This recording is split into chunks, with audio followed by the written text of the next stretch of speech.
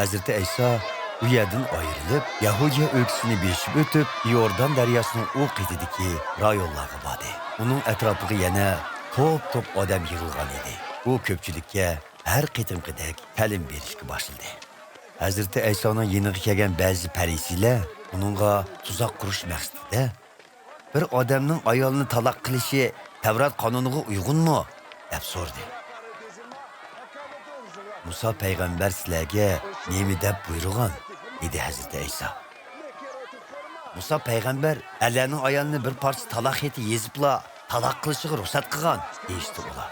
Hazreti İsa ularga Tersalığınlardan Musa peygamber bu buyruqni yazgan. Xudo olamni yaratganda insonlarni er ve ayol qilib yaratdi. Bir odamning ota-onasidan ayrilib, ayoli bilan birlashib, bir tan bo'lishi ana shu sababdandir. Shundaq ekan, er ayol ayrim ikki tan bo'lmasdan bir tandir. Shuning uchun Xudo qo'shganni inson ayirmasin dedi.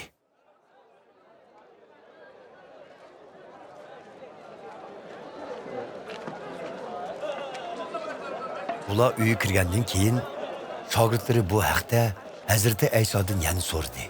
Hazreti İsa ularga ayolini taloq qilib, boshqa birini amriga olgan kishi zina qilgan bo'ladi.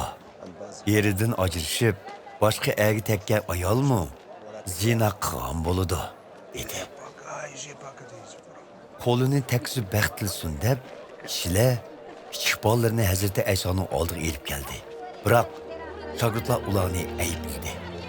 Buni ko'rgan Hazreti İsa xafa bo'lib shogirdlarga "Balalar oldimga kelsin. Ularni to'smanglar. Chunki Xudoning podshohligiga kirdiganlar dal mushularga o'xshashlardir. Bilib qo'yinglarki, kim Xudoning podshohligini sabiy balalardek qabul qilmasa, uningga hargiz kirolmaydi" dedi. Shuning bilan u bolalarni quchog'iga elib, ularga qo'llarini tekkizib baxt tiladi.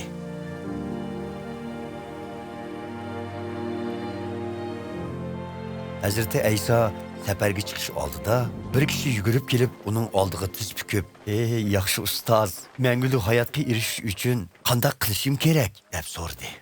Hazreti İsa uningga, "Meni nemishqa yaxshi deysiz? Yegona Xudodan boshqa yaxshi yo'q.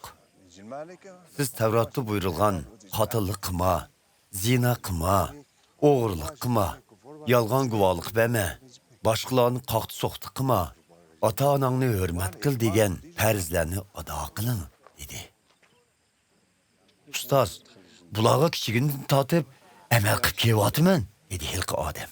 Hazreti İsa uningga mehribonlik bilan qarab, "Sizda qilishga tegishli yana bir ish kam. Berib, bütün mal mülkünüzni setib, pulini kambag'allarga bering. Shunda qilsangiz, erishda g'azinangiz bo'ladi. Ondan kelib, menga ergishing" dedi. Bu so'zni anglash bilanla bu odamning chiroyi o'zgarib, qayg'u ichida u yerdan ketib qoldi. Chunki uning mol dunyosi nihoyat ko'p edi. Hazreti İsa o'pchirsiga ko'z yugurtib chiqqandan keyin shogirdlarga mol dunyosi ko'plarning Xudoning podshohligiga kirishi nima degan tasa dedi. Shogirdlar uning so'zlariga hayron bo'lishdi. Lekin Hazreti İsa ularga yana, "Bolalarim, Xudoning podshohligiga kirish nima degan tasa? Boylarning Xudoning podshohligiga kirishi to'gining yengni to'shigidan o'tishidanmi tasa ekan" dedi. Shogirdlar texmu hayron bo'lishib, bir-biridan "Undaqda kim qutqizishga erishalaydi?" deb so'rashdi. Hazreti İsa ularga qarab, "Bu insonlarning qo'lidan emas, Xudoning qo'lidan keladigan ishdir. Chunki Xudo hammaga qodirdir" dedi. "Mana biz hammani tashlab sizga agashdik. Sizcha biz qutqizilamdik" dedi Petrus Kayindilla. "Bilib qo'yinglarki, meni va xushxabarni deb uyi, oq-fuqlari, ocha-singillari, ota-onasi, bola chaqilari yoki yer ziminlardan voz kechganlarning hammasi bu dunyoda ziyonkashlikka uchrash bilan birga 100 haslab uy, oq-fuqa, och-singil, ona, bola chaqa va yer ziminlarga erishidi.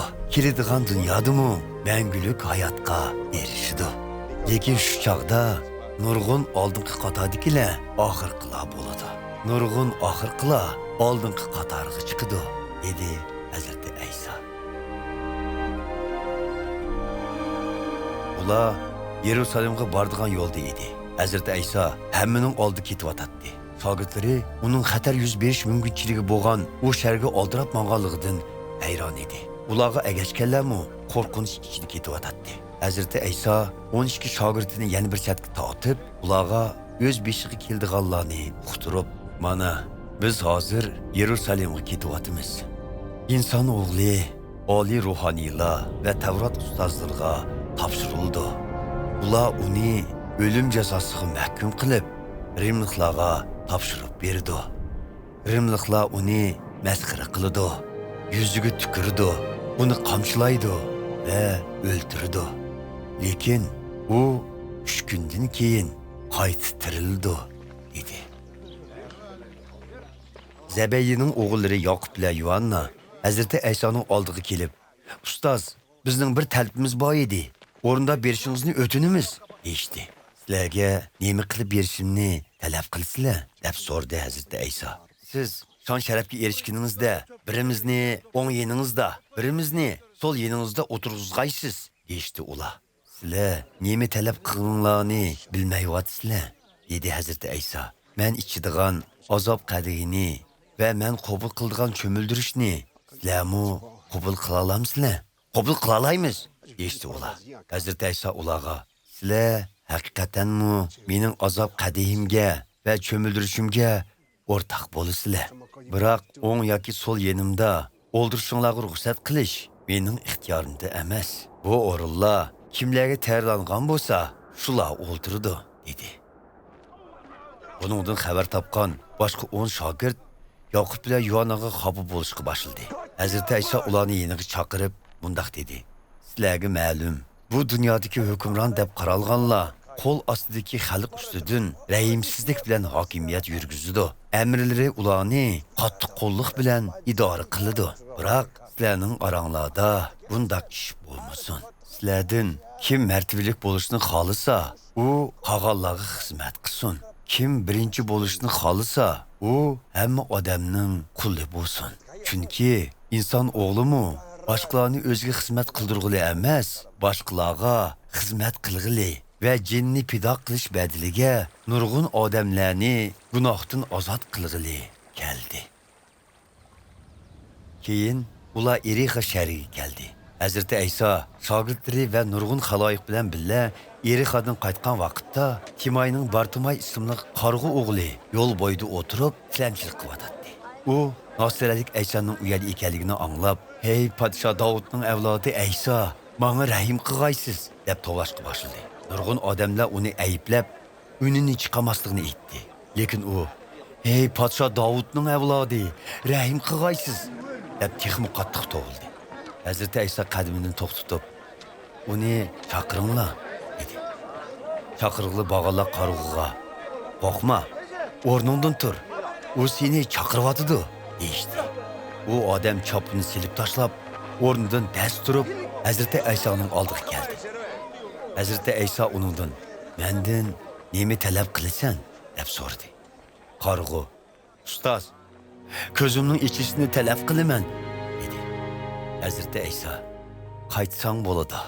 Menga bog'ilgan ishonching seni saqaytdi" dedi. U odamning ko'zi shu an ichildi. Shuning bilan u odam yo'l bo'yi Hazreti İsa'ga ergishib mangdi.